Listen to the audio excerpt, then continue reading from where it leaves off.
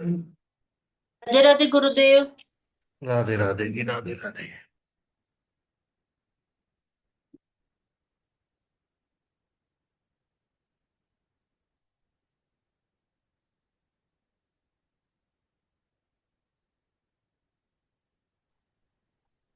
राधे राधे गुरु जी।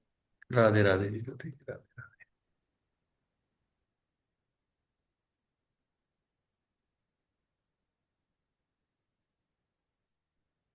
चलिए।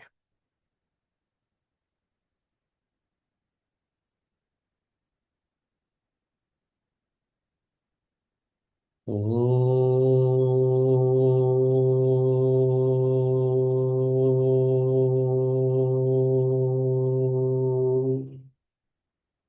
गुरु ब्रह्मा गुरु विष्णु गुरुदेवो महेश्वरा, गुरु साक्षात परब्रह्म, तस्मै श्री गुरुवे नमः, तस्मै श्री गुरुवे नमः, तस्मै श्री गुरुवे नमः।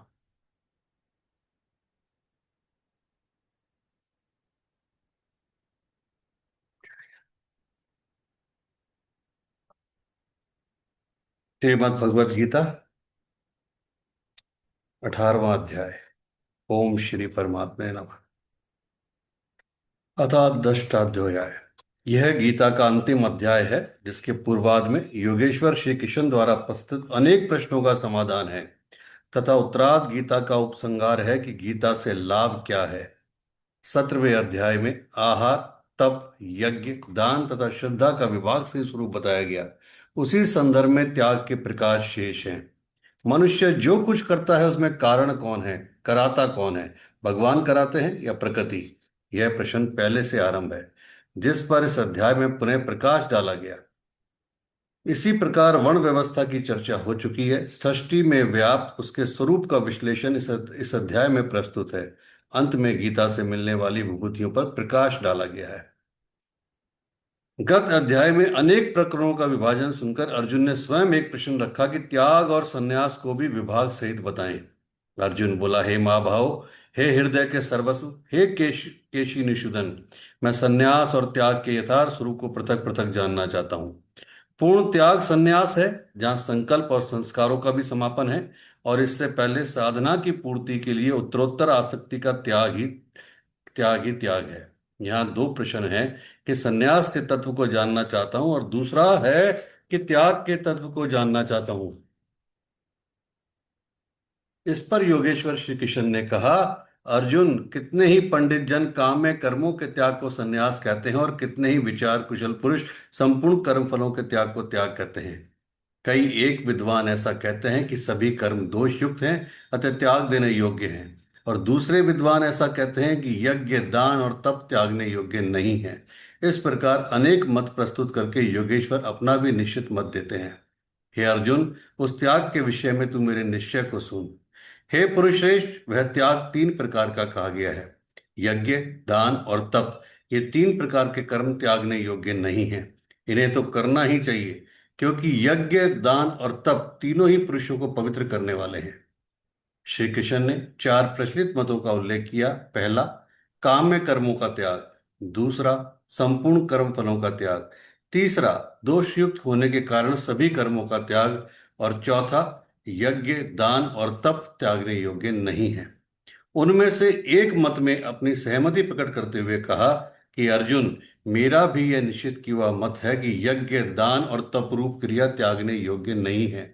इससे सिद्ध है कि कृष्ण काल में भी कई मत प्रचलित थे, जिनमें एक यथार्थ था।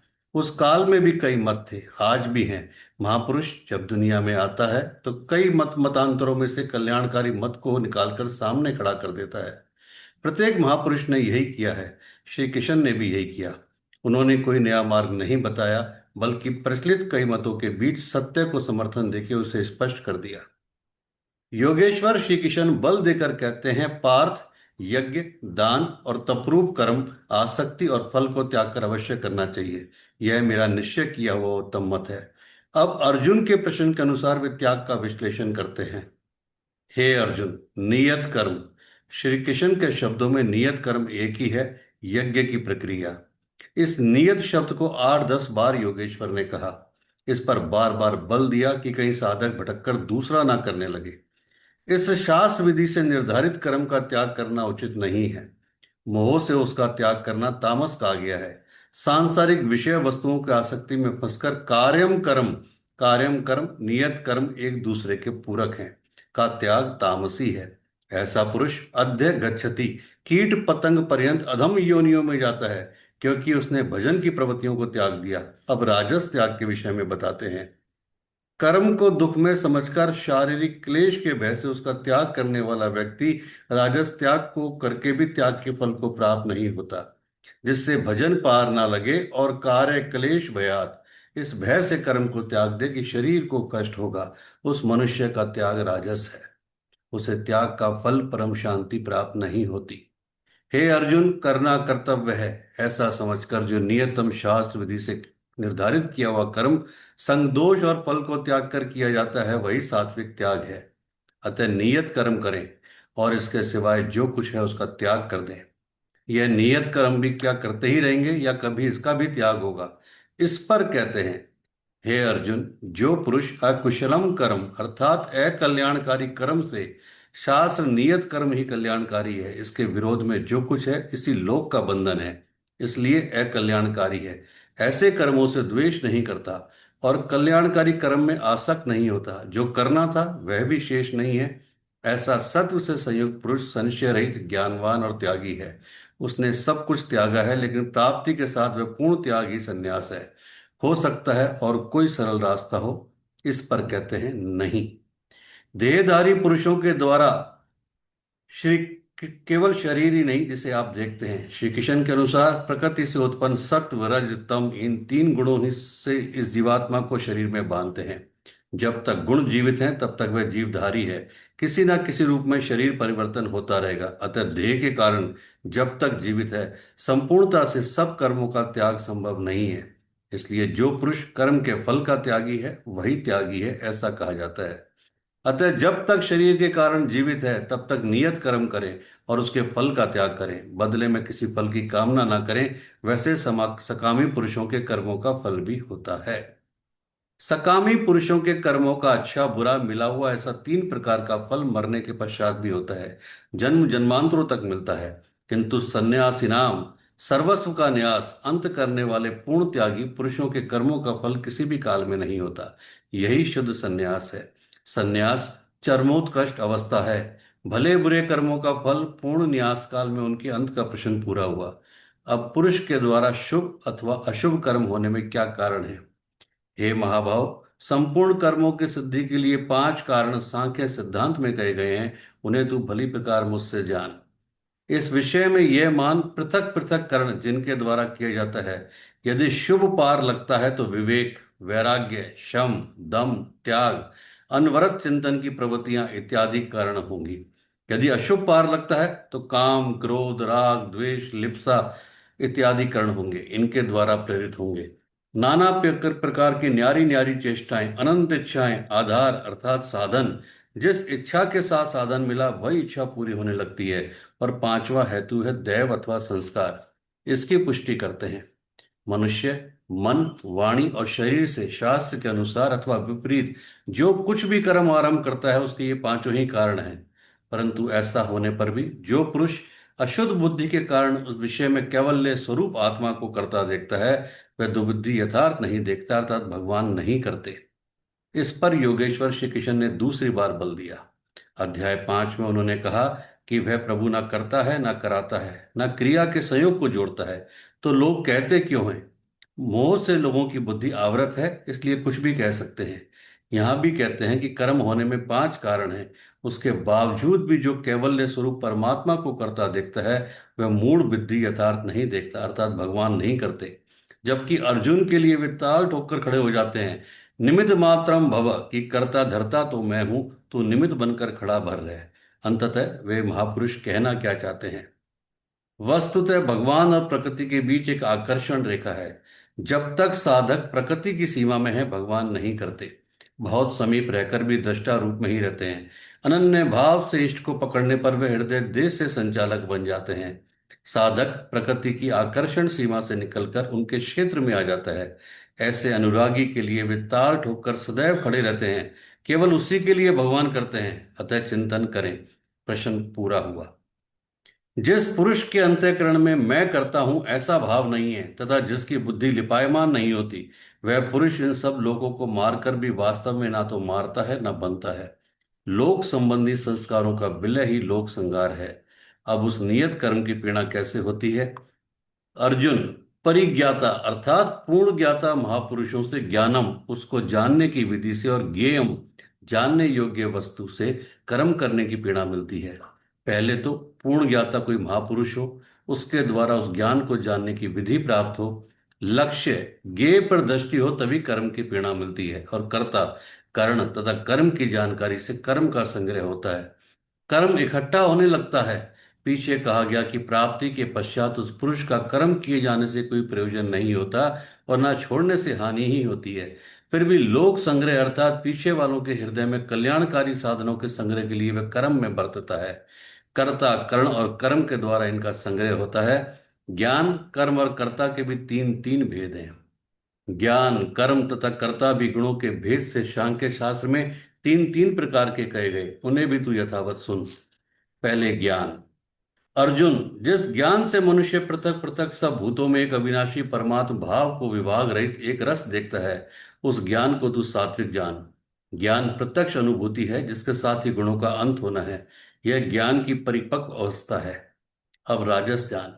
जो ज्ञान संपूर्ण भूतों में भिन्न प्रकार के अनेक भावों को अलग अलग करके जानता है कि ये अच्छा है ये बुरा है, उस ज्ञान को तू राजस जान। ऐसी स्थिति है तो राजसी स्तर पर तुम्हारा ज्ञान है। जो ज्ञान एकमात्र शरीर में ही संपूर्णता के सदृश आसक्त है, युक्ति रहित अर्थात जिसके पीछे कोई क्रिया नहीं है, तत्व के अर्थ परमात्मा की जानकारी से अलग करने वाला और तुच्छ है, वह ज्ञान तामस कहा जाता है। अब कर्म। जो कर्म नियतम शास्त्र विधि से निर्धारित हैं, संग दोष और फल को ना चाहने वाले पुरुष द्वारा बिना राग द्वेष के किए जाते हैं, वह कर्म सात्विक कहा जाते हैं।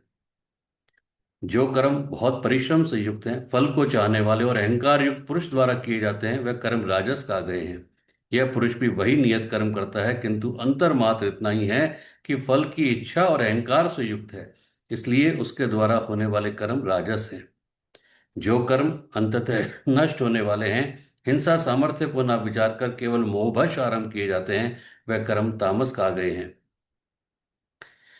जो कर्ता संग दोष से रहित होकर अहंकार के वचन ना बोलने वाला, धैर्य और उत्साह से युक्त होकर कार्य के सिद्ध होने और ना होने में हर्ष शोक इत्यादि विकारों से सर्वथा रहित होकर कर्म में प्रवृत्त है, वह कर्म सात्विक कहा जाता है।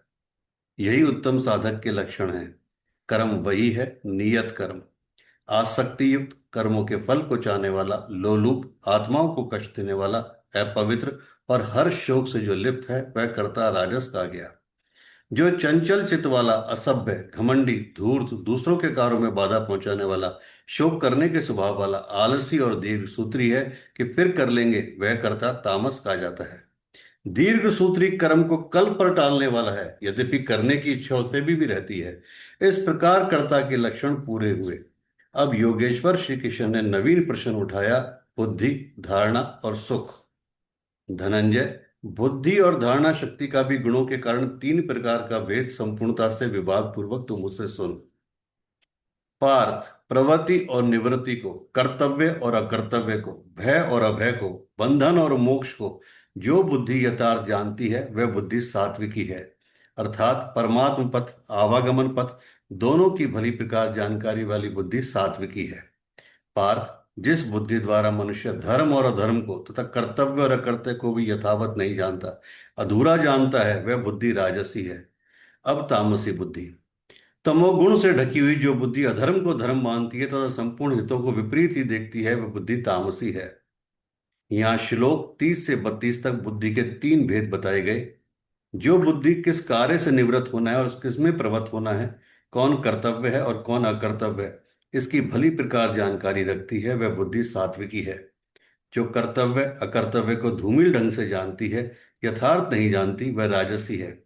और अधर्म को धर्म, नश्वर को शाश्वत तथा हित को अहित, इस प्रकार विपरीत जानकारी वाली बुद्धि तामसी है। इस प्रकार बुद्धि के भेद समाप्त हुए। अब प्रस्तुत है दूसरा प्रश्न, धृति यानी धारणा के तीन भेद। योगीन, यौगिक प्रक्रिया के द्वारा अव्यभिचारिणी योग चिंतन के द्वारा दूसरे किसी स्फुरण का आना व्यभिचार है। चित्त का बहक जाना व्यभिचार है। इसके विपरीत अव्यभिचारिणी धारणा से मनुष्य मन, प्राण और इंद्रियों की क्रिया को जो धारण करता है वह धारणा सात्विकी है। अर्थात मन, प्राण और इंद्रियों को इष्ट की दिशा में मोड़ना ही सात्विकी धारणा है।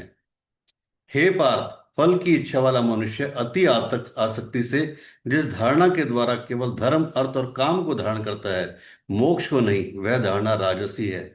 इस धारणा में भी लक्ष्य वही है, केवल कामना करता है, जो कुछ करता है उसके बदले में चाहता जरूर है। अब तामसी धारणा।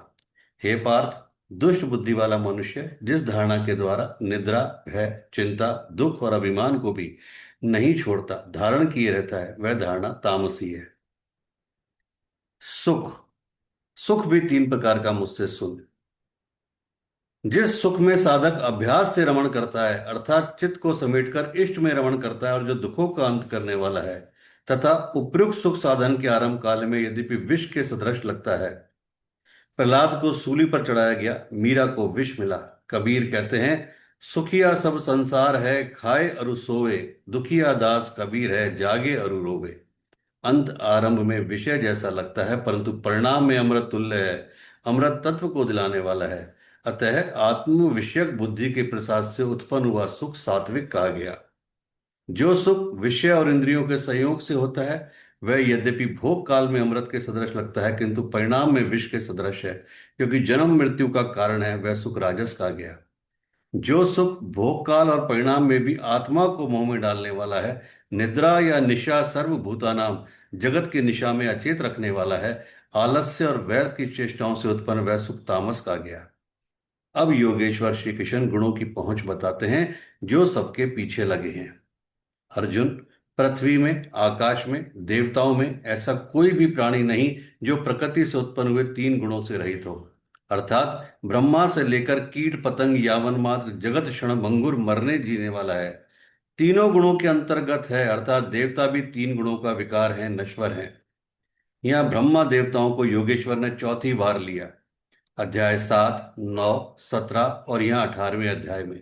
इन सब का एक ही अर्थ है कि देवता तीन गुणों के अंतर्गत हैं। जो इन्हें भसता है वह नश्वर की पूजा करता है। भागवत के द्वितीय स्कंद में महर्षि शुक तथा परीक्षित का प्रसिद्ध आख्यान है, जिसमें उपदेश देते हुए वे कहते हैं कि स्त्री पुरुष में प्रेम के लिए शंकर पार्वती की, आरोग्य के लिए अश्वनी कुमारों की, विजय के लिए इंद्र की और धन के लिए कुबेर की पूजा करनी चाहिए। इसी तरह विविध कामनाएं बताकर अंत में निर्णय देते हैं कि संपूर्ण कामनाओं की पूर्ति और मोक्ष के लिए तो एकमात्र नारायण की ही पूजा करनी चाहिए। तुलसी मूलई सींचिए, फूलई फलई अधाई।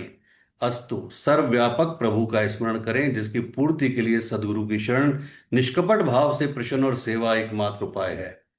आसुरी और दैवी संपद अंतःकरण की दो वृत्तियां हैं, जिसमें दैवी संपद परमदेव परमात्मा का दिग्दर्शन कराती है, इसलिए दैवी कही जाती है, किंतु यह भी तीन गुणों के अंतर्गत है। गुण शांत होने के पश्चात इनकी भी शांति हो जाती है। तत्पश्चात उस आत्म तृप्त योगी के लिए कोई भी कर्तव्य शेष नहीं रह जाता। हे परंतप, ब्राह्मण, क्षत्रिय, वैश्य, शूद्र कर्म स्वभाव से उत्पन्न गुणों द्वारा विभक्त किए गए हैं। स्वभाव में सात्विक गुण होगा तो आप में निर्मलता होगी, ध्यान समाधि की क्षमता होगी। तामसी गुण होगा तो आलस्य, निद्रा, प्रमाद रहेगा। उसी स्तर से आपसे कर्म भी होगा। जो गुण कार्यरत हैं वही आपका वर्ण है, स्वरूप है। इसी प्रकार अर्ध सात्विक और अर्ध राम राजस से एक वर्ग क्षत्रिय का है और आधा से कम तामस तथा विशेष राजस से द्वितीय वर्ग वैश्य का है। इस प्रश्न को योगेश्वर श्री कृष्ण ने यह चौथी बार लिया है। अध्याय 2 में इन चार वर्णों में से एक क्षत्रिय का नाम लिया कि क्षत्रिय के लिए युद्ध से क्षेत्र बेहतर मार्ग कोई नहीं है। तीसरे अध्याय में उन्होंने कहा कि दुर्बल गुण वाले के लिए भी उसके स्वभाव से उत्पन्न योग्यता के अनुसार धर्म में प्रवृत्त होना, उसमें मर जाना भी परम कल्याणकारी है। दूसरों की नकल करना भयावह है। अध्याय 4 में बताया कि चार वर्णों की सृष्टि मैंने की, तो क्या मनुष्यों को चार जातियों में बांटा? कहते हैं नहीं। गुण कर्म विभागश्य, गुणों की योग्यता से कर्म को चार भागों में बांटा। यहाँ गुण एक पैमाना है, उसके द्वारा माप कर कर्म करने की क्षमता को चार भागों में बांटा। श्री कृष्ण के शब्दों में कर्म एकमात्र अव्यक्त पुरुष की प्राप्ति की क्रिया है। ईश्वर प्राप्ति का आचरण आराधना है, जिसकी शुरुआत मात्र एक इष्ट में श्रद्धा करने से होती है। चिंतन की विधि विशेष है, जिसे पीछे बताकर आए हैं। इस यथार्थ कर्म को चार भागों में बांटा। अब कैसे समझें कि हम में कौन से गुण हैं और किस श्रेणी के हैं? इस पर कहते हैं, मन का शमन, इंद्रियों का दमन, पूर्ण पवित्रता, मन, वाणी और शरीर को इष्ट के अनुरूप तपाना, क्षमा भाव, मन, इंद्रियों और शरीर की सर्वथा सरलता, आस्तिक बुद्धि अर्थात एक ही इष्ट में सच्ची आस्था, ज्ञान अर्थात परमात्मा की जानकारी का संचार, विज्ञान अर्थात परमात्मा से मिलने वाले निर्देशों की जागृति एवं उसके अनुसार चलने की क्षमता, यह सब स्वभाव से उत्पन्न हुए ब्राह्मण के कर्म है। अर्थात जब स्वभाव में यह योग्यता पाई जाए, कर्म धारावाही होकर स्वभाव में ढल जाए, तो वह ब्राह्मण श्रेणी का करता है। शूरवीरता, ईश्वरीय तेज का मिलना, धैर्य, चिंतन में दक्षता अर्थात कर्म करने में दक्षता, प्रकृति के संघर्ष से न भागने का स्वभाव, दान अर्थात सर्वस्व का समर्पण, सब भावों पर स्वामी भाव अर्थात ईश्वर भाव, यह सब क्षत्रिय के स्वभाव से उत्पन्न हुए कर्म है। स्वभाव में यह योग्यता पाई जाती है तो वह कर्ता क्षत्रिय है। कृषि, गोरक्षा, व्यवसाय वैश्य वैश्य के स्वावजन्य कर्म है। गोपालन ही की क्यों, भैंस को मार डालें, बकरी ना रखें, ऐसा कुछ नहीं है। सुदूर वैदिक वाङ्मय में गो शब्द अंतःकरण एवं इंद्रियों के लिए प्रचलित था। गोरक्षा का अर्थ है इंद्रियों की रक्षा। विवेक, वैराग्य, शम, दम के द्वारा इंद्रियां सुरक्षित होती हैं और काम, क्रोध, लोभ, मोह के द्वारा ये विभक्त हो जाती हैं, क्षीण हो जाती हैं। आत्मिक संपत्ति ही स्थिर संपत्ति है। ये अपना निज धन है जो एक बार साथ हो जाने पर हमेशा आपके साथ रहता है। प्रकृति के धुंधों में से उसका शनय शनय संग्रह करना व्यवसाय है। खेती, शरीर ही एक क्षेत्र है जिसके अंतर्गत इसमें बोया हुआ बीज संस्कार रूप में भला बुरा जमता है। अर्जुन, इस निष्काम कर्म में बीज अर्थात आरंभ का नाश नहीं होता। परम तत्व के चिंतन का जो बीज इस क्षेत्र में पड़ा है, उसे सुरक्षित रखते हुए इसमें आने वाले विजातीय विकारों का निराकरण करते जाना खेती है। इस प्रकार इंद्रियों की सुरक्षा तथा प्रकृति के द्वंद्वों से आत्मिक संपत्ति को संग्रहित करना और इस क्षेत्र में परम तत्व के चिंतन का संवर्धन, यह वैश्य श्रेणी का कर्म है। श्री कृष्ण के अनुसार पूर्ति काल में यज्ञ जिसे देता है वह है परात्पर ब्रह्मा। उसको पान करने वाले संतजन संपूर्ण पापों से छूट जाते हैं और उसी का शनय शनय चिंतन क्रिया से बीजारोपण होता है। उसकी सुरक्षा खेती है। वैदिक शास्त्रों में अन्न का अर्थ है परमात्मा। वह परमात्मा ही एकमात्र अशन है, अन्न है। चिंतन के पूर्ति काल में यह आत्मा पूर्णतः तृप्त हो जाती है, फिर कभी अतृप्त नहीं होती, आवागमन में नहीं आती। इस अन्न के बीज को जमाते हुए आगे बढ़ना कृषि है। अपने से उन्नत अवस्था वाले, प्राप्ति वाले गुरुजनों की सेवा करना शूद्र का स्वभावजन्य कर्म है। शूद्र का अर्थ नीच नहीं अपितु अल्पज्ञ है। निम्न श्रेणी का साधक ही शूद्र है। प्रवेशिका श्रेणी का वह साधक परिचर्या से ही आरंभ करे। शनय शनय सेवा से उसके हृदय में उन संस्कारों का सृजन होगा और क्रमशः वह चलकर वैश्य, क्षत्रिय और ब्राह्मण पर्यंत दूरी तय करके वर्णों को भी पार करके ब्रह्म में प्रवेश पा जाएगा। स्वभाव परिवर्तनशील है। स्वभाव के परिवर्तन के साथ वर्ण परिवर्तन हो जाता है। वस्तुतः यह वर्ण अति उत्तम, उत्तम, मध्यम और निकृष्ट चार अवस्थाएं हैं। कर्म पथ पर चलने वाले साधकों की ऊंची नीची चार सीढ़ियां हैं। कर्म एक ही है, नियत कर्म। श्री कृष्ण कहते हैं कि परम सिद्धि की प्राप्ति का यही एक रास्ता है कि स्वभाव में जैसी योग्यता है वहीं से लगे। अपने अपने स्वभाव में पाई जाने वाली योग्यता के अनुसार कर्म में लगा हुआ मनुष्य संसिद्धिम भगवत प्राप्ति रूपी परम सिद्धि को प्राप्त होता है। पहले भी कहते आए हैं कि इस कर्म को करके तू परम सिद्धि को प्राप्त होगा। कौन सा कर्म करके? अर्जुन, तू शास्त्र विधि से निर्धारित कर्म यज्ञार्थ कर्म कर। अब स्वकर्म करने की क्षमता के अनुसार कर्म में लगा हुआ मनुष्य परम सिद्धि को जिस प्रकार प्राप्त होता है, वह विधि तू मुझसे सुन। जिस परमात्मा से सब भूतों की उत्पत्ति हुई है, जिससे यह संपूर्ण जगत व्याप्त है, उस परमेश्वर को स्वयं कर्मणा अपने स्वभाव से उत्पन्न हुए कर्म के द्वारा अर्चन कर मानव परम सिद्धि को प्राप्त होता है। अतः परमात्मा की भावना, परमात्मा का ही सर्वांगीण अर्चन और क्रमशः चलना आवश्यक है। जैसे कोई बड़ी कक्षा में बैठ जाए तो छोटी भी खो देगा और बड़ी तो मिलेगी नहीं। अतः इस कर्म पथ पर बहुत धीरे धीरे चलने का विधान है। इसी पर पुनः बल देते हुए कहते हैं कि आप अल्पज्ञ ही क्यों ना हो, वहीं से आरंभ करें। वह विधि है परमात्मा के प्रति समर्पण, वह विधि है अपने इष्ट के प्रति समर्पण, वह विधि है अपने गुरु के प्रति समर्पण, वह विधि है इस प्रकृति के प्रति समर्पण। अच्छी प्रकार अनुष्ठान किए हुए दूसरे के धर्म से गुण रहित भी स्वधर्म परम कल्याणकारी है। स्वभाव नियतम, स्वभाव से निर्धारित किया हुआ कर्म करता हुआ मनुष्य पाप अर्थात आवागमन को प्राप्त नहीं होता। प्राय साधकों को उच्चाटन होने लगता है कि हम सेवा करते ही रहेंगे, वे तो ध्यानस्थ हैं, अच्छे गुणों के कारण उनको सम्मान है, परंतु वे नकल करने लगते हैं। श्री कृष्ण के अनुसार नकल या ईर्ष्या से कुछ नहीं मिलेगा। अपने स्वभाव से कर्म करने की क्षमता के अनुसार कर्म करके ही कोई परम सिद्धि पा सकता है, छोड़कर नहीं। कौन्तेय, दोष युक्त अल्पज्ञ अवस्था वाला है तो सिद्ध है कि अभी दोषों का बाहुल्य है। ऐसा दोष युक्त भी सहजम कर्म, स्वभाव से उत्पन्न सहज कर्म को नहीं त्यागना चाहिए, क्योंकि धुएं से अग्नि के सदृश सभी कर्म किसी न किसी दोष से आवृत हैं। ब्राह्मण श्रेणी ही सही, कर्म तो करना पड़ रहा है, स्थिति नहीं मिली तब तक दोष विद्यमान है, प्रकृति का आवरण विद्यमान है। दोषों का अंत वहां होगा जहाँ ब्राह्मण श्रेणी का कर्म भी ब्रह्मा में प्रवेश के साथ विलय हो जाता है। उस प्राप्ति वाले का लक्षण क्या है? सर्वत्र आसक्ति से रहित बुद्धि वाला, स्पृहा से सर्वथा रहित, जीते हुए अंत्यकरण वाला पुरुष सर्वस्व के न्यास की अवस्था में परम नैष्कर्म्य सिद्धि को प्राप्त होता है। यहाँ संन्यास और परम नैष्कर्म्य सिद्धि पर्याय है। यहाँ सांख्य योगी वही पहुंचता है जहाँ की निष्काम कर्म योगी। यह उपलब्धि दोनों मार्गियों के लिए समान है।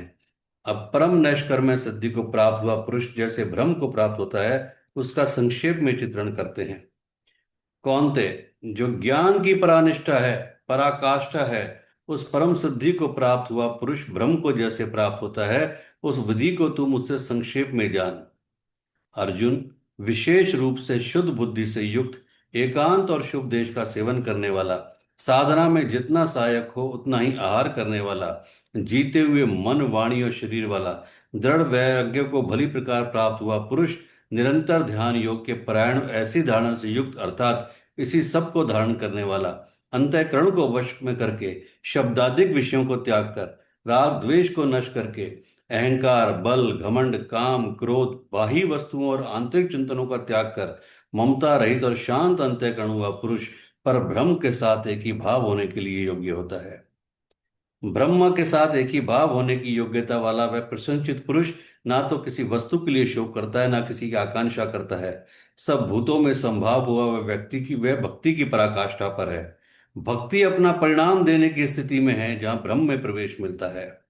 उस पराभक्ति के द्वारा वह मुझे तत्व से अच्छी प्रकार जानता है। वह तत्व है क्या?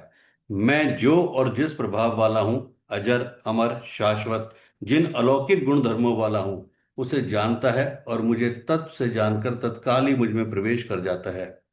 प्राप्ति काल में तो भगवान दिखाई पड़ते हैं और प्राप्ति के ठीक बाद तत्क्षण वे अपने ही आत्मस्वरूप को उन ईश्वरीय गुण धर्मों से युक्त पाता है कि आत्मा ही अजर, अमर, शाश्वत, अव्यक्त और सनातन है। दूसरे अध्याय में योगेश्वर श्री कृष्ण ने कहा, आत्मा ही सत्य है, सनातन है, अव्यक्त है और अमृत स्वरूप है। किंतु इन विभूतियों से युक्त आत्मा को केवल तत्वदर्शियों ने देखा। अब प्रश्न स्वाभाविक है कि वस्तुतः तत्वदर्शिता है क्या? बहुत से लोग 5 तत्व, 25 तत्व की बौद्धिक गणना करने लगते हैं, किंतु इस पर श्री कृष्ण ने यह 18वें अध्याय में निर्णय दिया कि परम तत्व है परमात्मा, जो उसे जानता है वही तत्वदर्शी है। अब यदि आपको तत्व की चाह है, परमात्म तत्व की चाह है, तो भजन चिंतन आवश्यक है, एक नियमानुसार। यहाँ श्लोक 49 से 55 तक योगेश्वर श्री कृष्ण ने स्पष्ट किया कि संन्यास मार्ग में भी कर्म करना है। उन्होंने कहा, संन्यास के द्वारा कर्म करते करते इच्छा रहित, आसक्ति रहित, जीते हुए शुद्ध अंतःकरण वाला पुरुष जिस प्रकार नैष्कर्म्य की परम सिद्धि को प्राप्त होता है, उसे संक्षेप में कहूंगा। अहंकार, बल, दर्प, काम, क्रोध, मद, मोह इत्यादि प्रकृति में गिराने वाले विकार जब सर्वथा शांत हो जाते हैं और विवेक, वैराग्य, शम, दम, एकांत सेवन, ध्यान इत्यादि ब्रह्म में प्रवेश दिलाने वाली योग्यताएं जब पूर्णतया परिपक्व हो जाती हैं, उस समय वह ब्रह्म को जानने योग्य होता है। उस योग्यता का नाम ही पराभक्ति है। इसी योग्यता द्वारा वह तत्व को जानता है। तत्व है क्या? मुझे जानता है, और मुझे जानकर तत्क्षण मुझ में ही स्थित हो जाता है। अर्थात ब्रह्म, तत्व, ईश्वर, परमात्मा और आत्मा एक दूसरे के पर्याय हैं। एक की जानकारी के साथ ही इन सबकी जानकारी हो जाती है। यही परम सिद्धि, परम गति, परम धाम है। अब गीता का दृढ़ निश्चय है कि संन्यास और निष्काम कर्मयोग दोनों ही परिस्थितियों में परम नैष्कर्म्य सिद्धि को पाने के लिए नियत कर्म अनिवार्य है। अब तक तो सन्यासी के लिए भजन चिंतन पर बल दिया, और अब समर्पण कहकर उसी वार्ता को निष्काम कर्मयोगी के लिए भी कहते हैं। मुझ पर विशेष रूप से आश्रित हुआ पुरुष संपूर्ण कर्मों को सदा करता हुआ, लेश मात्र भी त्रुटि न रखकर करता हुआ, मेरे कृपा प्रसाद से शाश्वत अविनाशी परम पद को प्राप्त होता है। कर्म वही है, नियत कर्म, यज्ञ की प्रक्रिया। पूर्ण योगेश्वर सदगुरु के आश्रित साधक उनके कृपा प्रसाद से शीघ्र पा जाता है। अतः उसे पाने के लिए समर्पण बहुत आवश्यक है। अतः अर्जुन, संपूर्ण कर्मों को जितना कुछ तुझसे बन पड़ सकता है मन से मुझे अर्पण कर। अपने भरोसे नहीं बल्कि मुझे समर्पण करके मेरे प्राण हुआ बुद्धि योग अर्थात योग की बुद्धि का अवलंबन करके निरंतर मुझ में चित लगा। योग एक ही है जो सर्वथा दुखों का अंत करने वाला और परम तत्व परमात्मा में प्रवेश दिलाने वाला है। उसकी क्रिया भी एक ही है। यज्ञ की प्रक्रिया जो मन तथा इंद्रियों के संयम, श्वास प्रश्वास तथा ध्यान इत्यादि पर निर्भर है, जिसका परिणाम भी एक ही है। इसी पर आगे कहते हैं, इस प्रकार मुझ में निरंतर चित्त को लगाने वाला होकर तू मेरी कृपा से मन और इंद्रियों के संपूर्ण दुर्गों को अनायास ही तर जाएगा। इंद्रिय द्वारम झरोका नाना, तह सुर सुर बैठे करी थाना। आवत देखई विषय बयारी, ते हट दे कपाट उधारी। ये ही दुर्जय दुर्ग हैं, मेरी कृपा से तू इन बाधाओं का अतिक्रमण कर जाएगा। यदि अहंकार के कारण मेरे वचनों को नहीं सुनेगा तो विनष्ट हो जाएगा, परमार्थ से भटक जाएगा। इस बिंदु को योगेश्वर ने कई बार दिखाया। वे कहते हैं, इस शास्त्र विधि को त्याग कर अन्य विधियों से जो भजते हैं उनके जीवन में ना सुख है, ना शांति है, ना सिद्धि है, ना परम गति है। वह सबसे भ्रष्ट हो जाता है। यहाँ कहते हैं कि यदि अहंकार वश तू मेरी बात नहीं सुनेगा तो विनष्ट हो जाएगा। अतः लोक समृद्धि और परम श्रेय की प्राप्ति के लिए संपूर्ण साधन क्रम का आदि शास्त्र योगेश्वर श्री कृष्णोक्त यही गीता है। पुनः इसी पर बल देते हैं। जो तू अहंकार का आश्रय लेकर ऐसा मानता है कि युद्ध नहीं करूंगा, तो यह तेरा निश्चित मिथ्या है, क्योंकि तेरा स्वभाव तुझे बलात् युद्ध में लगा देगा। कौन्ते, मोहवश तू जिस कर्म को नहीं करना चाहता उसको भी अपने स्वभाव से उत्पन्न हुए कर्म से बंधा हुआ परवश होकर करेगा। प्रकृति के संघर्ष से न भागने का तुम्हारा क्षत्रिय श्रेणी का स्वभाव तुम्हें बरबस कर्म में लगाएगा। प्रश्न पूरा हुआ। अब वह ईश्वर रहता कहाँ है? इस पर कहते हैं, अर्जुन, वह ईश्वर संपूर्ण भूत प्राणियों के हृदय देश में निवास करते हैं। इतना समीप है कि लोग जानते क्यों नहीं। माया रूपी यंत्र में आरूढ़ होकर सब लोग ब्रह्मवश चक्कर लगाते रहते हैं, इसलिए नहीं जानते। यह यंत्र बड़ा बाधक है जो बार बार नश्वर शरीरों में घुमाता रहता है। तो शरण किसकी लें? इसलिए हे भारत, संपूर्ण भाव से उस ईश्वर की अनन्य शरण को प्राप्त हो। उसके कृपा प्रसाद से तू परम शांति, शाश्वत परम धाम को प्राप्त होगा। अतः ध्यान करना है तो अपने हृदय देश में देख। यह जानते हुए भी मंदिर, मस्जिद, चर्च, गुरुद्वारा अन्यत्र खोजना समय बर्बाद करना है। हाँ, जानकारी नहीं है तब तक स्वाभाविक है। ईश्वर का निवास स्थान हृदय है। भागवत के चतुश्लोकी गीता का सारांश भी यही है कि वैसे तो मैं सर्वत्र हूं, किंतु प्राप्त होता हूं तो हृदय देश में ध्यान करने से ही। इस प्रकार बस इतना ही गोपनीय से भी अति गोपनीय ज्ञान मैंने तेरे लिए कहा। इस विधि से संपूर्ण रूप से विचार कर, फिर तू जैसा चाहता है वैसा कर। सत्य यही है, शोध की स्थली यही है, प्राप्ति की स्थली भी यही है, किंतु हृदय स्थित ईश्वर दिखाई नहीं देता। इस पर उपाय बताते हैं। हे अर्जुन, संपूर्ण गोपनीयों से भी अति गोपनीय मेरे रहस्ययुक्त वचन को तू फिर भी सुन। क्योंकि तू मेरा अतिशय प्रिय है, इसलिए ये परम हितकारक वचन मैं फिर भी तेरे लिए कहूंगा। अर्जुन, तू मेरे में ही अनन्य मन वाला हो, मेरा अनन्य भक्त हो, मेरे प्रति श्रद्धा से पूर्ण हो, मेरे समर्पण में ही तेरे आंसू आए, मेरे को ही नमन कर। ऐसा करने से तू मेरे को ही प्राप्त होगा। यह मैं तेरे लिए सत्य प्रतिज्ञा करके कहता हूं, क्योंकि तू मेरा अत्यंत प्रिय है। पीछे बताया कि ईश्वर हृदय देश में है, उनकी शरण जा। यहाँ कहते हैं, मेरी शरण आ। ये अति गोपनीय रहस्ययुक्त वचन सुनकर कि मेरी शरण आओ, वास्तव में योगेश्वर श्री कृष्ण कहना क्या चाहते हैं? यही कि साधक के लिए सदगुरु की शरण नितांत आवश्यक है। श्री कृष्ण एक पूर्ण योगेश्वर थे। अब समर्पण की विधि बताते हैं। संपूर्ण धर्मों को त्याग कर केवल एक मेरी अनन्य शरण को प्राप्त हो, मैं तुझे संपूर्ण पापों से मुक्त कर दूंगा, तू शोक मत कर। इन सब ब्राह्मण क्षत्रिय इत्यादि वर्णों का विचार ना कर। जो अनन्य भाव से शरण हो जाता है, सिवाय इष्ट के अन्य किसी को नहीं देखता, उसका क्रमशः वर्ण परिवर्तन, उत्थान, पूर्ण पापों से निवृत्ति की जिम्मेदारी वह इष्ट सदगुरु स्वयं अपने हाथों में ले लेते हैं। प्रत्येक महापुरुष ने यही कहा। शास्त्र जब लिखने में आता है तो लगता है कि यह सबके लिए है, किंतु है वस्तुतः शुद्धावान के लिए ही। अर्जुन अधिकारी था, अतः उसे बल देकर कहा। अब योगेश्वर स्वयं निर्णय देते हैं कि इसके अधिकारी कौन है। अर्जुन, इस प्रकार तेरे हित के लिए कही इस गीता के उपदेश को किसी काल में भी भूल कर भी ना तो तप रहित मनुष्य के प्रति कहना चाहिए, ना भक्ति रहित के प्रति कहना चाहिए, ना बिना सुनने की इच्छा वाले के प्रति कहना चाहिए। और जो मेरी निंदा करता है, यह दोष है, वह दोष है, इस प्रकार झूठी आलोचना करता है, उसके प्रति भी नहीं कहना चाहिए। महापुरुष ही तो थे जिनके समक्ष स्तुतिकर्ताओं के साथ साथ कतिपय निंदक भी रहे होंगे। इनमें तो नहीं कहना चाहिए, किंतु प्रश्न स्वाभाविक है कि कहा किससे जाए। इस पर कहते हैं कि जो मनुष्य मेरी पराभक्ति को प्राप्त कर इस परम रहस्य युक्त गीता के उपदेश को मेरे भक्तों में कहेगा, वह निसंदेह मुझे ही प्राप्त होगा। अर्थात वह भक्त मुझे ही प्राप्त होगा जो सुन लेगा, क्योंकि उपदेश को भली प्रकार सुनकर अपने हृदय में बसा लेगा, उस पर चलेगा, वो पार पा जाएगा। अब उस उपदेशकर्ता के लिए कहते हैं कि ना तो उससे बढ़कर मेरा अतिशय प्रिय कार्य करने वाला मनुष्य में कोई है, और ना उससे बढ़कर मेरा अत्यंत प्यारा पृथ्वी में दूसरा कोई होगा।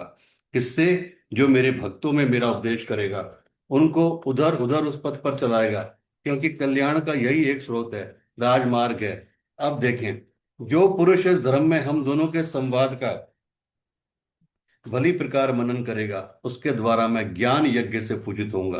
अर्थात ऐसा यज्ञ जिसका परिणाम ज्ञान है, जिसका स्वरूप पीछे बताया गया है, जिसका तात्पर्य है साक्षात्कार के साथ मिलने वाली जानकारी, ऐसा मेरा निश्चित मत है। जो पुरुष श्रद्धा से युक्त और ईर्ष्या रहित होकर केवल सुनेगा, वह भी पापों से मुक्त होकर उत्तम कर्म करने वालों के श्रेष्ठ लोगों को प्राप्त होगा। अर्थात करते हुए भी पार ना लगे तो सुना भर करें। उत्तम लोक तब भी है, क्योंकि वह चित्त में उन उपदेशों को ग्रहण तो करता है। यहाँ 67 से 71 तक 5 श्लोकों में भगवान श्री कृष्ण ने यह बताया कि गीता का उपदेश अनाधिकारियों को नहीं कहना चाहिए, किंतु जो श्रद्धावान है उससे अवश्य कहना चाहिए। जो सुनेगा वह भक्त मुझे प्राप्त होगा, क्योंकि अति गोपनीय कथा को सुनकर जो पुरुष चलने लगता है, जो भक्तों में कहेगा, उससे अधिक प्रिय करने वाला मेरा कोई नहीं है। जो अध्ययन करेगा, उसके द्वारा मैं ज्ञान यज्ञ से पूजित होऊंगा। यज्ञ का परिणाम ही ज्ञान है। जो गीता के अनुसार कर्म करने में असमर्थ है, किंतु श्रद्धा से मात्र सुनेगा, वह भी पुण्य लोक को प्राप्त होगा। इस प्रकार भगवान श्री कृष्ण ने इसके कहने, सुनने, अध्ययन का फल बताया। प्रश्न पूरा हुआ। अब अंत में वे अर्जुन से पूछते हैं कि कुछ समझ में आया? हे पार्थ, क्या मेरा यह वचन तूने एकाग्रचित होकर सुना? क्या तेरा अज्ञान से उत्पन्न मोह नष्ट हुआ? इस पर अर्जुन बोला, अच्युत, आपकी कृपा से मेरा मोह नष्ट हो गया है, मुझे स्मृति प्राप्त हुई है। अब मैं संशय रहित हुआ स्थित हूं और आपकी आज्ञा का पालन करूंगा। जबकि सैन्य निरीक्षण के समय दोनों ही सेनाओं में स्वजनों को देख अर्जुन व्याकुल हो गया था। उसने निवेदन किया था कि गोविंद, स्वजनों को मारकर हम कैसे सुखी होंगे? ऐसे युद्ध से शाश्वत कुल धर्म नष्ट हो जाएगा, पिंडोदक क्रिया लुप्त हो जाएगी, वर्ण संकर उत्पन्न होगा। हम लोग समझदार होकर भी पाप करने को उद्यत हुए हैं, क्यों ना इससे बचने के लिए उपाय करें? शस्त्रधारी ये कौरव मुझ शस्त्र रहित को रण में मार डालें तो वह मरना भी श्रेयस्कर है। गोविंद, मैं युद्ध नहीं करूंगा, कहता हुआ वह रथ के पिछले भाग में बैठ गया था। इस प्रकार गीता में अर्जुन ने योगेश्वर श्री कृष्ण के समक्ष प्रश्न परिप्रश्नों की श्रृंखला खड़ी कर दी। जैसे अध्याय 2 में वह साधन मेरे प्रति कहिए जिससे मैं परम श्रेय को प्राप्त हो जाऊं। अध्याय 2 में ही स्थित प्रज्ञ महापुरुष के लक्षण क्या है। अध्याय 3 में जब आपकी दृष्टि में ज्ञान योग श्रेष्ठ है तो मुझे भयंकर कर्मों में क्यों लगाते हैं। फिर अध्याय 3 में मनुष्य ना चाहता हुआ भी किसकी प्रेरणा से पाप का आचरण करता है। आपका जन्म तो अब हुआ है और सूर्य का जन्म बहुत पुराना है, तो मैं ये कैसे मान लूं कि कल्प के आदि में इस योग को आपने सूर्य के प्रति कहा था। कभी आप सन्यास की प्रशंसा करते हैं तो कभी निष्काम कर की। इनमें से एक निश्चय करके कहिए जिससे मैं परम श्रेय को प्राप्त कर लूं। मन चंचल है, फिर शिथिल प्रतन वाला शुद्धावान पुरुष आपको ना प्राप्त होकर किस दुर्गति को प्राप्त होता है। गोविंद, जिसका आपने वर्णन किया वह ब्रह्म क्या है, वह अध्यात्म क्या है, अधिदेव अधिभूत क्या है, इस शरीर में अधियज्ञ कौन है, वह कर्म क्या है, अंत समय में आप किस प्रकार जानने में आते हैं। 7 प्रश्न किए। अर्जुन ने जिज्ञासा की कि निरंतर चिंतन करता हुआ मैं किन किन भावों द्वारा आपका स्मरण करूं। उसने निवेदन किया कि जिन विभूतियों का आपने वर्णन किया उन्हें मैं प्रत्यक्ष देखना चाहता हूं। जो अनन्य श्रद्धा से लगे हुए भक्तजन भली प्रकार आपकी उपासना करते हैं और दूसरे जो अक्षर अव्यक्त की उपासना करते हैं, इन दोनों में उत्तम योग वेता कौन है। 3 गुणों से अतीत हुआ पुरुष किन लक्षणों से युक्त होता है। मनुष्य किस उपाय से इन 3 गुणों से अतीत होता है। जो मनुष्य उपरोक्त शास्त्र विधि को त्याग कर किंतु शुद्धा से युक्त होकर यजन करते हैं, उनकी कौन सी गति होती है। और हे महाभाव, मैं त्याग और संन्यास के यथार्थ स्वरूप को पृथक पृथक जानना चाहता हूँ। इस प्रकार अर्जुन प्रश्न पे प्रश्न करता गया। जो वह नहीं कर सकता था, उन गोपनीय रहस्यों को भगवान ने स्वयं दर्शाया। इसका समाधान होते ही वह प्रश्नों से विरत हो गया और बोला, गोविंद, अब मैं आपकी आज्ञा का पालन करूंगा। वस्तुतः यह प्रश्न मानव मात्र के लिए हैं। इन सभी प्रश्नों के समाधान के बिना कोई भी साधक श्रेय पथ पर आगे नहीं बढ़ सकता। अतः सदगुरु के आदेश का पालन करने के लिए, श्रेय पथ पर अग्रसर होने के लिए संपूर्ण गीता का श्रवण अति आवश्यक है। अर्जुन का समाधान हो गया। साथ ही योगेश्वर श्री कृष्ण के मुख से निसृत वाणी का उपसंहार हुआ। इस पर संजय बोले। 11वें अध्याय में विराट रूप का दर्शन करा लेने पर योगेश्वर श्री कृष्ण ने कहा कि अर्जुन, अनन्य भक्ति के द्वारा मैं इस प्रकार देखने को, जैसा तूने देखा है तत् से जानने तथा प्रवेश करने को सुलभ हूँ। इस प्रकार दर्शन करने वाला साक्षात मेरे स्वरूप को प्राप्त हो जाता है। और यहाँ अभी अर्जुन से पूछते हैं कि क्या तुम्हारा मोह नष्ट हुआ। अर्जुन ने कहा कि मेरा मोह नष्ट हो गया, मैं अपनी स्मृति को प्राप्त हो गया हूँ, आप जो कहते हैं वही करूंगा। दर्शन के साथ तो अर्जुन को मुक्त हो जाना चाहिए था। वस्तुतः अर्जुन को तो जो होना था हो गया, किंतु शास्त्र भविष्य में आने वाली पीढ़ी के लिए होता है, उसका उपयोग आप सबके लिए ही है। इस प्रकार मैंने वासुदेव और महात्मा अर्जुन के इस विलक्षण और रोमांचकारी संवाद को सुना। आप में सुनने की क्षमता कैसे आई। इस पर कहते हैं कि श्री व्यास जी की कृपा से, उनकी दी हुई दृष्टि से मैंने इस परम गोपनीय योग को साक्षात कहते हुए स्वयं योगेश्वर श्री कृष्ण से सुना। संजय श्री कृष्ण को योगेश्वर मानते हैं। जो स्वयं योगी हो और दूसरों को भी योग प्रदान करने की क्षमता रखता हो, वही योगेश्वर है। हे राजन, केशव और अर्जुन के इस परम कल्याणकारी और अद्भुत संवाद को पुनः पुनः स्मरण करके मैं बारंबार हर्षित हो रहा हूँ। अतः इस संवाद को सदैव स्मरण करना चाहिए और इसी स्मृति से प्रसन्न रहना चाहिए। अब उनके स्वरूप का स्मरण कर संजय कहते हैं कि हे राजन, हरि के अति अद्भुत रूप को पुनः पुनः स्मरण करके मेरे चित्त में महान आश्चर्य होता है और मैं बारंबार हर्षित होता हूँ। इष्ट का स्वरूप बार बार स्मरण करने की वस्तु है। अंत में संजय निर्णय देते हैं कि राजन, जहां योगेश्वर श्री कृष्ण और धनुर्धर अर्जुन, यहां पर अर्जुन ध्यान है। जो व्यक्ति पूरी तरह ध्यान में लग जाता है, जो व्यक्ति पूरी तरह समर्पित हो जाता है, जो व्यक्ति केवल एक इष्ट एक सदगुरु को बसता है, वही अर्जुन है, वही ध्यान है। तो जहां पर योगेश्वर श्री कृष्ण और धनुर्धर अर्जुन है, वहीं पर श्री ऐश्वर्य विजय है। उनके पीछे हार नहीं है। ईश्वरीय विभूति और चल संसार में अचल रहने वाली नीति है, ऐसा मेरा मत है। आज तो धनुर्धर अर्जुन है नहीं, यह नीति विजय विभूति हो तो अर्जुन तक ही सीमित रह गई। यह द्वापर में ही समाप्त हो गई, लेकिन ऐसी बात नहीं है। योगेश्वर श्री कृष्ण ने बताया कि मैं सबके हृदय देश में निवास करता हूँ। आपके हृदय में भी वे हैं। अनुराग ही अर्जुन है। अनुराग आपके अंतःकरण की इष्टोन्मुखी लगन का नाम है। यदि ऐसा अनुराग आप में है तो सदैव वास्तविक विजय है और अचल स्थिति दिलाने वाली नीति भी सदैव रहेगी, ना कि कभी थी। जब तक प्राणी रहेंगे, परमात्मा का निवास उनके हृदय देश में रहेगा।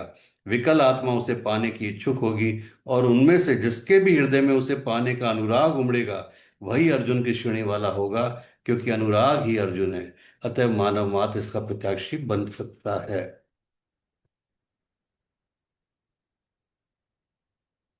इस प्रकार श्रीमद् भगवद गीता रूपी उपनिषद एवं ब्रह्म विद्या तथा योग शास्त्र विषयक श्री कृष्ण और अर्जुन के संवाद में संन्यास योग नामक 18वां अध्याय संपूर्णम।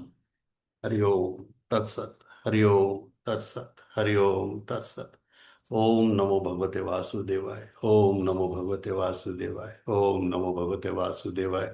ओम नमो भगवते वासुदेवाय। ओम नमो भगवते वासुदेवाय। ओम नमो भगवते वासुदेवाय। ओम नमो भगवते वासुदेवाय।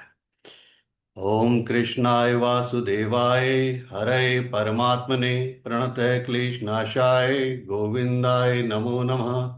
ओम कृष्णाय वासुदेवाय हरये परमात्मने प्रणतः क्लेशनाशाय गोविंदाय नमो नमः। ओम कृष्णाय वासुदेवाय हरये परमात्मने प्रणतः क्लेशनाशाय गोविंदाय नमो नमः।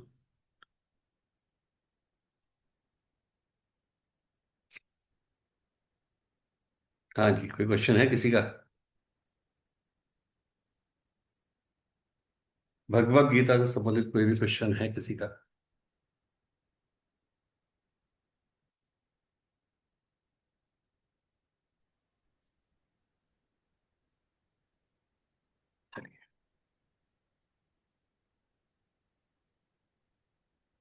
श्री रामचरितमानस करते हैं। अयोध्या कांड। देवताओं का मत सुनकर देवगुरु बृहस्पति जी ने कहा, अच्छा विचार किया, तुम्हारे बड़े भाग्य हैं। भरत जी के चरणों का प्रेम जगत में समस्त शुभ मंगलों का मूल है। सीतानाथ श्री रामचंद्र जी के सेवक की सेवा सैकड़ों कामधेनुओं के समान सुंदर है। तुम्हारे मन में भरत जी की भक्ति आई है, तो अब सोच छोड़ दो, विधाता ने बात बना दी। हे देवराज, भरत जी का प्रभाव तो देखो। श्री रघुनाथ जी सहज स्वभाव से उनके पूर्ण रूप से वश में हैं। हे देवताओं, भरत जी को श्री रामचंद्र जी की परछाई जानकर मन स्थिर करो, डर की बात नहीं है। देवगुरु बृहस्पति जी और देवताओं की सम्मति और उनका सोच सुनकर अंतर्यामी प्रभु श्री रामचंद्र जी को संकोच हुआ। भरत जी ने अपने मन में सब बोझा अपने ही सिर जाना और वे हृदय में करोड़ों प्रकार के अनुमान करने लगे। इस तरह से विचार करके अंत में उन्होंने मन में यही निश्चय किया कि श्री रामचंद्र जी की आज्ञा में ही अपना कल्याण है। उन्होंने अपना प्रण छोड़कर मेरा प्राण रखा। यह कुछ कम कृपा और स्नेह नहीं है। श्री जानकी नाथ जी ने सब प्रकार से मुझ पर अत्यंत अपार अनुग्रह किया। तदनंतर भरत जी दोनों कर कमलों को हाथ जोड़कर प्रणाम करके बोले, हे स्वामी, हे कृपा के समुद्र, हे अंतर्यामी, मैं अधिक क्या कहूँ और क्या कहूँ। गुरु महाराज को प्रसन्न और स्वामी को अनुकूल जानकर मेरे मलिन मन की कल्पित पीड़ा मिट गई। मैं मिथ्या डर से ही डर गया था, मेरे सोच की जड़ी ना थी। दिशा भूल जाने पर हे देव, सूर्य का दोष नहीं है, मेरा दुर्भाग्य, माता की कुटिलता, विधाता की टेढ़ी चाल और काल की कठिनता, इन सब ने मिलकर पैर रोककर मुझे नष्ट कर दिया। परंतु शरणागत के रक्षक, आपने अपना प्रण निभाा और मुझे बचा लिया। यह आपकी कोई नई रीति नहीं है, ये लोक और वेदों में प्रकट है, छुपी नहीं है। सारा जगत बुरा हो, किंतु हे स्वामी, केवल एक आप ही भले हो, तो फिर कहिए किसकी भलाई से भला हो सकता है। हे देव, आपका स्वभाव कल्प वृक्ष के समान है। वह ना कभी किसी के सम्मुख अनुकूल है, ना प्रतिकूल। उस वृक्ष को पहचान कर जो उसके पास जाए, तो उसकी छाया ही सारी चिंताओं का नाश करने वाली है। राजा रंक भले बुरे जगत में सभी उससे मांगते ही मनचाही वस्तु पाते हैं। गुरु और स्वामी का सब प्रकार से स्नेह देखकर मेरा शोक मिट गया। मन में कुछ भी संदेह नहीं रहा। हे दया की खान, अब वही कीजिए जिससे दास के लिए प्रभु के चित्त में किसी प्रकार का विचार ना हो। जो सेवक स्वामी को संकोच में डालकर अपना भला चाहता है, उसकी बुद्धि नीच है। सेवक का हित तो इसी में है कि वह समस्त सुखों और लोभों को छोड़कर स्वामी की सेवा करे। हे नाथ, आपके लौटने में सभी का स्वार्थ है और आपकी आज्ञा का पालन करने में करोड़ों प्रकार से कल्याण है। यही स्वार्थ और परमार्थ का सार है, समस्त पुण्यों का फल और संपूर्ण शुभ गतियों का श्रृंगार है। हे देव, आप मेरी एक बेनती सुनकर जैसा उचित हो वैसा कीजिए। रास तिलक की सब सामग्री सजाकर लाई गई है, जो प्रभु का मन माने तो उसे सफल कीजिए। छोटे भाई शत्रुघ्न समेत मुझे वन में भेज दीजिए और आप अयोध्या लौटकर चले जाइए। नहीं तो किसी तरह भी हे नाथ, लक्ष्मण और शत्रुघ्न दोनों भाइयों को लौटा दीजिए और मैं आपके साथ चलता हूँ। अर्थात हम तीनों भाई वन चले जाएं। और हे श्री रघुनाथ जी, आप श्री सीता जी सहित अयोध्या को लौट जाइए। हे दया सागर, जिस प्रकार से प्रभु का मन प्रसन्न हो वही कीजिए। हे देव, आपने सारा भार मुझ पर रख दिया, पर मुझ में ना तो नीति का विचार है ना धर्म का। मैं तो अपने स्वार्थ के लिए सब बातें कह रहा हूं। मनुष्य के चित्त में विवेक नहीं रहता। स्वामी की आज्ञा सुनकर जो उत्तर दें, ऐसे सेवक को देखकर लज्जा भी लगा जाती है। मैं अवगुणों का ऐसा समुद्र हूं कि प्रभु को उत्तर दे रहा हूं, किंतु स्वामी, आप स्नेहवश साधु कहकर मुझे सराहते हैं। हे कृपालु, अब तो वही मत मुझे भाता है जैसे स्वामी का मन संकोच ना पावे। प्रभु के चरणों की शपथ है, मैं सत्य भाव से कहता हूं कि जगत के कल्याण के लिए एक यही उपाय है। प्रसन्न मन से संकोच त्याग कर प्रभु जिसे जो आज्ञा देंगे, उसे सब लोग सिर चढ़ा चढ़ाकर पालन करेंगे और सब उपद्रव और उलझने मिट जाएगी। भरत जी के पवित्र वचन सुनकर देवता हर्षित हुए और साधु साधु कहकर सराहना करते हुए देवताओं ने फूल बरसाए। अयोध्या निवासी असमंजस के वश हो गए कि देखें अब श्री रामचंद्र जी क्या कहते हैं। तपस्वी तथा वनवासी लोग श्री रामचंद्र जी के वन में बने रहने की आशा से मन में परम आनंदित हुए, किंतु संकोची श्री रघुनाथ जी चुप ही रह गए। प्रभु की यह स्थिति देख सारी सभा सोच में पड़ गई। उसी समय जनक जी के दूत आए। यह सुनकर मुनि वशिष्ठ जी ने उन्हें तुरंत बुलवा लिया। उन्होंने आकर प्रणाम करके श्री रामचंद्र जी को देखा। उनका वेश देखकर वे बहुत दुखी हुए। मुनि श्रेष्ठ वशिष्ठ जी ने दूतों से बात पूछी कि राजा जनक का कुशल समाचार कहो। यह सुनकर सकुचाकर पृथ्वी पर मस्तक नवाकर वे श्रेष्ठ दूत हाथ जोड़कर बोले कि हे स्वामी, आपका आदर के साथ पूछना यही है गोसाई कुशल का कारण हो गया।